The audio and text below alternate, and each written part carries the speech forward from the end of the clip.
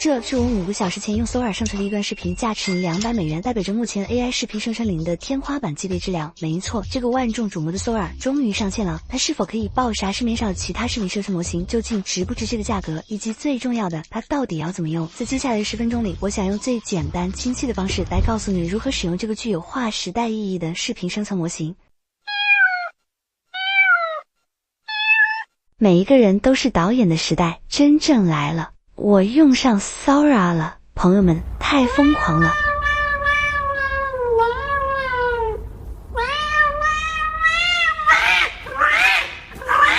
终于用上 Sora 了，就在刚刚，憋了10个月的最强视频生成模型 Sora 已经开放给所有人使用了。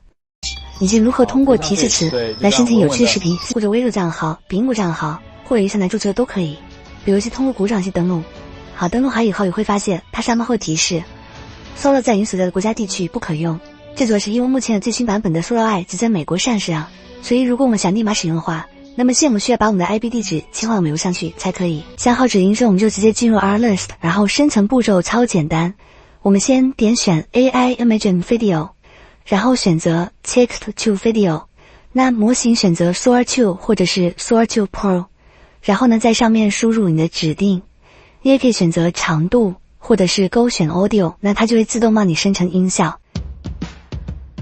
首先，你可以在 OpenAI 的官网发布页上看到和这次发布有关的所有信息和模型的所有功能分析。从纸面数据上看 ，Sora 确实是目前全世界能力最强的视频生成模型，可以生成分辨率高达 1080p， 长度长达20秒，包括横屏、竖屏、正方形在内的各种灵活分辨率的视频。而除了最基本的文商、图像视频功能以外，它还提供了包括按指令编辑视频、向前无向后扩展延伸视频、按忽视版组织视频、无缝衔接转场视频，以及视频的风格迁移转绘在逆位一系列进阶操作，也是目前阶段视频上涵盖功能最全的产品。对，这次的 Sora 是作为一个独立产品发布的，拥有自己的独立官网和用户界面，但它需要 ChatGPT 的账户登录，且需要拥有 ChatGPT 的付费订阅才可以使用。那很多朋友关心的重点，我们也说在前面，价格。还记得前2天发布会上那个200美元1个月的 ChatGPT Pro 吗？如果你订阅了它，那恭喜你，你会获得一个最完整功能形态的 Sora， 每个月可以以快速模式生成大约500个视频，且可以无限量的在慢速模式下进行生成，并下载补水印的版本。在前2天它刚推出的时候，很多人都觉得这个费用太逆天了，那现在再加上 Sora 的这些福利，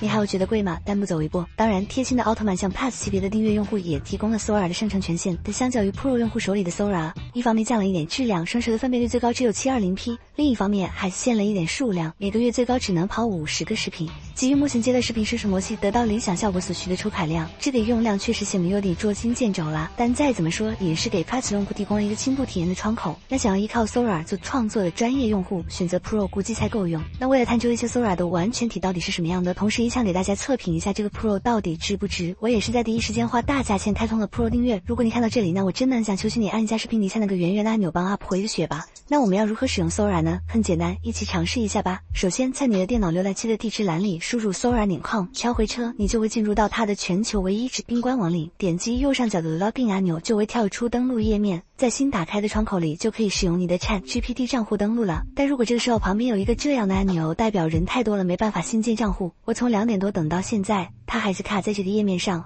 吹牛的。这就是 Sora Pro 用户价点。Pro 用户你也记不进去。登录进来以后，在这个小窗口里输入用户名，就可以进入主要的操作界面啦。我们生成视频的入口在下面的这个想对话框里，点击一下，你可以使用任何语言描述你想要的视频内容。下面的一排按钮控制的生成参数，可以用来调节视频的生成比例、分辨率，或者是整段视频的持续时间。最后一个按钮则是控制生成变体的数量。和 Midjourney 的生图应用一样，它在生成视频时一次可以提供多个有细微差别的选项，从而让我们有更丰富的选择，更高清、持续时间更长、变体更多的生成也会消耗更多的积分。如果你拿不准这次生成要多少分，点击最后一个问号按钮，它会为你实时显示出来，然后点击右下角的上传按钮，就可以把这个视频添加进生成队列里啦。当它开始生成以后，右上角会出现一个像这样的提示，点击左侧的 Library 按钮，在下面的 All Videos 这里可以看到你生成队列里的所有内容，它们的生成进度也会被实时的反映在上面。看，这里有一个我之前加入生成的视频，已经快跑好了。当它生成好了以后，就可以在这里预览到生成的结果，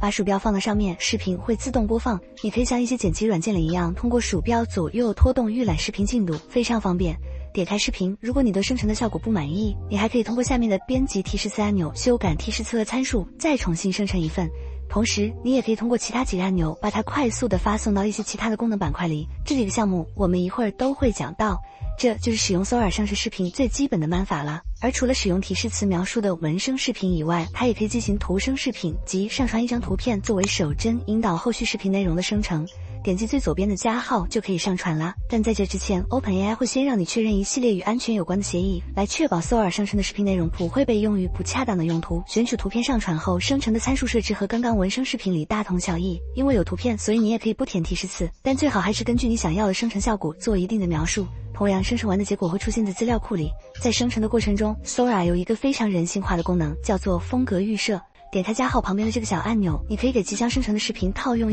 风格预设，快速实现某一种特殊风格的影片产出。有黑白胶片风格、动画风格、剪纸风格的，还有像这样带你奇幻色彩的气球世界风格。这些风格预设其实是一种提示词工程。如果你点开最上面的管理按钮，可以看到每一种风格对应的提示词预设。如果你后面看到了一些不错的 prompt， 也可以用这样的方式把它保存下来。当然，如果看到这里的你能给这个视频点个赞支持一下，那我也很乐意在之后的探索里整理一些我觉得不错的预设分享给你。上面的这两项功能，绝大多数其他的视频生成模型里似乎也都具备了。那我们不妨来看看那些 Sora 才有的特色功能吧。第一个功能便是 Remix， 它可以赋予我们通过文字指令对视频的画面做出局部更改的能力。例如这个视频，我们想把人物头上的头环去掉，那就可以点一下 Remix， 然后在这里直接给 Sora 下达需求。我们可以通过这个选项控制 Remix 的力度强弱，力度越强代表对原视频的编辑越大，3个档位之间还有更精细的数字化控制。但根据我的使用体验，即便拉满，对视频的编辑仍然是比较温和的，所以一般我都会选择双 Remix。点生成，过一会儿你就可以在队列里查收到编辑后的结果了。它可以用来像这样更改人物身上的特征，又或者是给整个视频换个背景。在这之前，有很多视频生成模型都提出过借助文字指令编辑视频的功能，但在我的印象里，Sora 似乎是第一个把这个功能落地下来的，而它的效果是相当丝滑的。在这个案例中，你几乎都看不出这个视频有被编辑过的痕迹。在未来，后期特效等工作的门槛应该会伴随着这样的功能普及变得越来越低了。第二个功能 Recut 则是聚焦于视频片段的剪辑和延展。点击打开，它会在视频的下方加入一条像这样的时间轴，还是 Sora 很多进阶功能的精髓。例如，我们可以用它来延长这个视频，它的原长度是5秒，所以默认的情况下，这个时间轴的总长度也是5秒。此时，我们可以通过参数设置将总长延长至10秒，在原视频的后面就多出了5秒没有任何内容的空白时间轴。而当你笔记生成的时候， Sora 就会基于你前面的内容自行发挥补全这些部分，从而在这个视频后面再补上一个5秒的后续片段，这生成出来的效果还挺神奇的吧。而这个延长的方式是非常自由的，在时间轴上你可以通过拖拽的方式来改变已有视频片段的位置，像这里，如果我们把它拖到结尾，那视频就会向前延长。同时，我们还可以通过拖拽两侧边缘来裁切这个视频块，这样就可以预留更多延长的空间。甚至我们还可以把它剪开，在中间再缝进一段新的片段。这是一个包含了若干个不同分镜的视频。如果你特别喜欢其中的这一个分镜，但感觉它稍微有点短了，可以选中它以后敲一下键盘上的 S 键，它就会被从中切开。随后，我们再用和刚刚类似的手法调节两个片段的出点和入点，让第一个分镜在换镜后预留出一段生成空间，再点生成就可以单独延长这个分镜了。在这个生成的过程里，所有的参数都是可以重新调整的，也可以给延长片段应用我们刚刚提到过的风格预设。另外，将它和我们接下来要讲到的故事版功能结合到一起，你还可以在这个过程中更精确地控制视频内容的生成走向。如果你感兴趣，那不妨接着往下看吧。第三个功能 Blend 可以在不同的视频之间创建丝滑的转场过渡。在这里，你可以选择上传你电脑上的视频作为转场的后半段，也可以从已生成的资料库里挑选。选好以后，会进入一个这样的编辑界面里。它的主要任务是为我们创建一段从上面这个视频到下面的视频的过渡，而过渡的时间长短可以通过拖拽两侧边缘上的拉杆来控制。像这样，它意味着从上面视频的这一个时间点开始，再到下面视频的这一个时间点结束。你可以按照默认的设置直接点击生成，不一会儿 Sora 就会为你生成出一段像这样富有变化的视频片段了。通过合适的前后片段把控，你可以通过 Blend 功能创造出很多有趣的视觉片段。而因为可以上传自定义的视频片段，它同样可以用来制作一些非常有趣的视觉特效。正过渡的细节可以通过中间的曲线在一定程度上调控，当曲线偏向上方时，上方视频对过渡的影响会更大，反过来则是下方视频影响会更大。默认曲线的过渡是相对平滑的，而下面的选项也提供了3种不同的曲线预设，理论上它们的效果有一定差异，但由于每一次的生成里存在随机性，所以很多时候会比较难评估。但如果你想制作像我刚才所展示的那种平滑过渡转场，我个人感觉后两种的成功率会高一些，而默认的 Transition Blend 很多时候都是直接用硬切来过渡了，浪费了我不少积分。下一个选项 Loop 则是可以帮助我们创建循环播放的视频片段，像在正常情况下，播放了一段视频，到了结尾会自动跳回开头，但因为开头和结尾的帧往往是不一样的，会带来一种视觉上的卡壳感，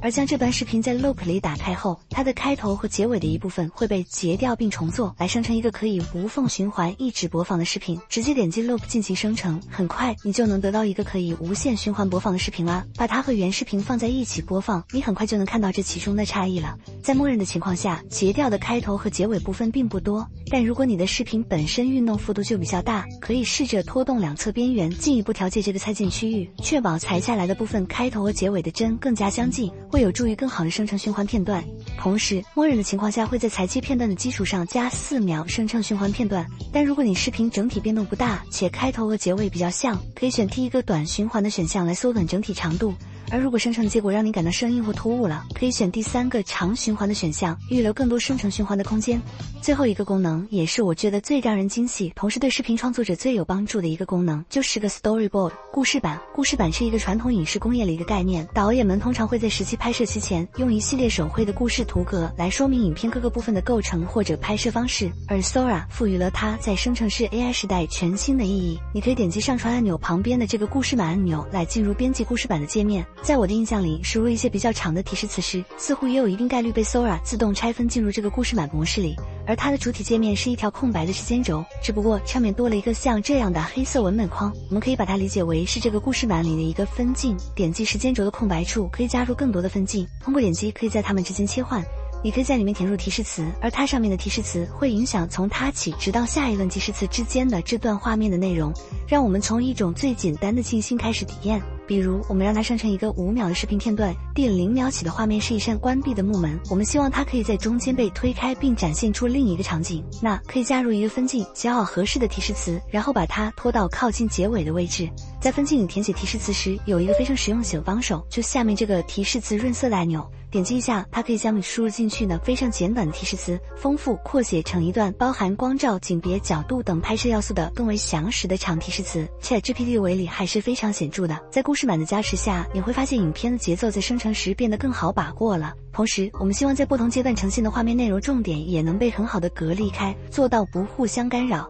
在使用之前提到的 Recut 功能时，我们就可以在时间轴上加入分镜提示词框了，也可以借助它更好的控制后续片段的走向。但这里面的分镜不完全等于传统意义上的分镜片段。根据官方的说明，如果你的2个分镜片段之间的间隔足够远，那最终会以一个相对比较温和的方式从一组提示词过渡到另一组，也就是说保持前后仍然是一个镜头。如果2个分镜相隔非常近，大概在1秒以内吧，那 Sora 可能会更倾向于并切一下来实现画面的转变。在这个过程中，提示词似乎也会对镜头的切换有一定的影响。为孩子测试，希望可以得到一个更全面的结论，再来和大家分享。有一种更稳定的在这个过程里控制分镜的方式，就是上传图片。没错，在空白的分镜框里，点右下角的加号，可以把一张电脑上的图片加入到故事板里，用它在一定程度上引导生成。而每当你上传一张图片上来， Sora 会自动把它描述一遍，并在相邻的位置上生成一个填入提示词的分镜。我会推荐你把它放在和图片稍微有一点间隔的位置上。同样，在这个5秒的片段里，我们可以再塞进一段提示词，就可以给这个画面延展出一段连续的动作组合。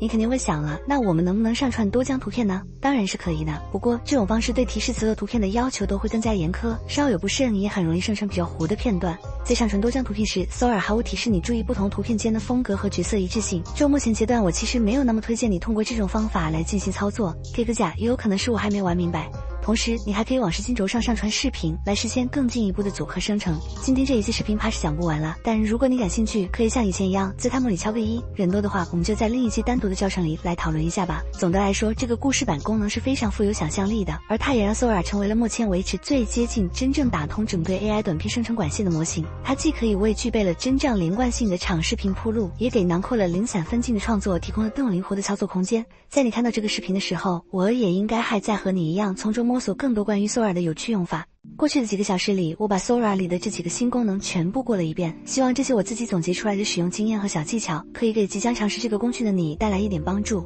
这期视频是一个比较单纯的操作教程，我其实不太想直接的评价它到底是不是一个好的模型，但我非常欢迎每一位用过 Sora 的朋友在评论里一起交流一下你们的体验和想法。我个人还是非常高兴看到大家有了新技术、新工具可以使用。回头望望过去的这1年里，国内外的视频生成领域卷成了一片红海。可你能相信吗？这一切的起点其实仅仅来源于 Sora 那次连产品都没见着的期货发布。我感觉人们总是要先看到一个跟现在不一样的未来，才有可能相信它、期待它，最终才能带着热情上路，寻获那个改变一切的时刻。那现在 Sora 再一次为这个行业注入了新的活力。至于未来会怎么样呢？我不知道，但答案其实就掌握在你我这每一位使用者的手里。Sora 生成 Z 视频怎样去水印？我们在使用 Sora 2的时候会发现，生成的视频会附带极其夸张的水印，非常影响观感。所以，为了视频的效果，需要去除掉原始水印，再根据需要添加统一标志。这里介绍2种使用方式。第一种网页版，适用于处理量比较少的情况。首先，我们打开这个地址，上传视频，稍等就可以获取到无水印版本了。第二种是本地部署，适用于处理情况比较多的。在 GitHub 上面就有桌面应用版和 Conf.UI 的节点可以使用，可以根据自己需要选择。真的已经非常强了，我已经怒冲了 Pro， 准备好大干一场了。下一条视频我会放出实测演示和使用教程，记得点赞、收藏、关注。